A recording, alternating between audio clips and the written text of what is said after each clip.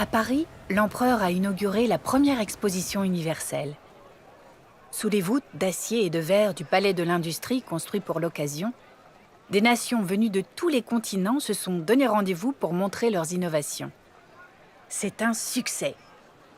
Entre le 15 mai et le 15 novembre 1855, 5 millions de visiteurs se pressent pour découvrir le pendule de Foucault, le percolateur, la machine à coudre, le saxophone. Un peu plus loin, au Palais des Beaux-Arts, 5000 œuvres sont exposées. Parmi elles, Delacroix glissé, la liberté guidant le peuple.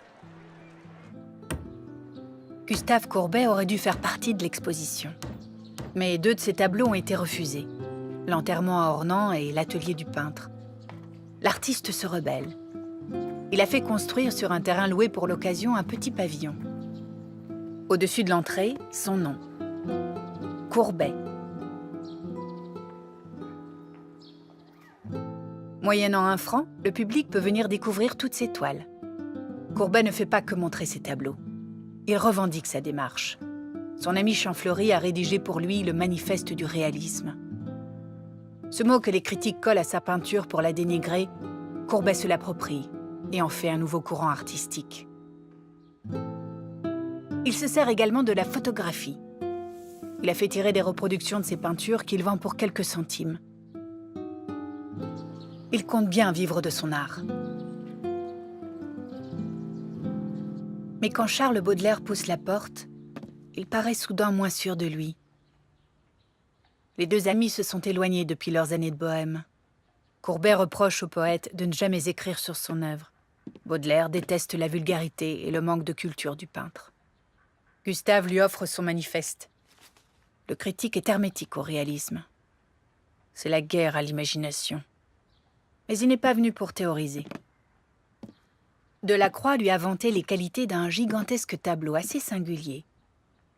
L'atelier du peintre, allégorie réelle déterminant une phase de 7 années de ma vie artistique.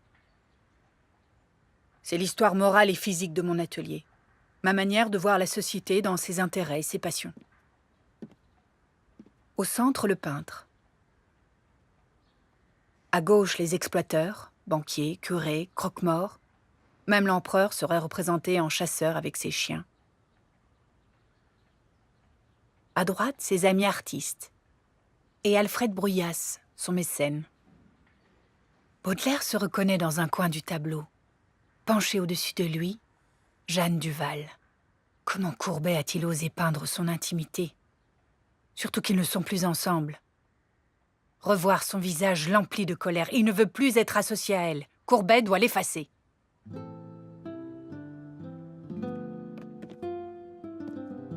Cette exposition est un échec. Le public ne vient pas. Et voilà qu'il doit effacer Jeanne. Ce n'est pas la première fois que Courbet repasse sur une toile. Après tout, il est le peintre du réel. Si la réalité change, sa peinture doit changer elle aussi.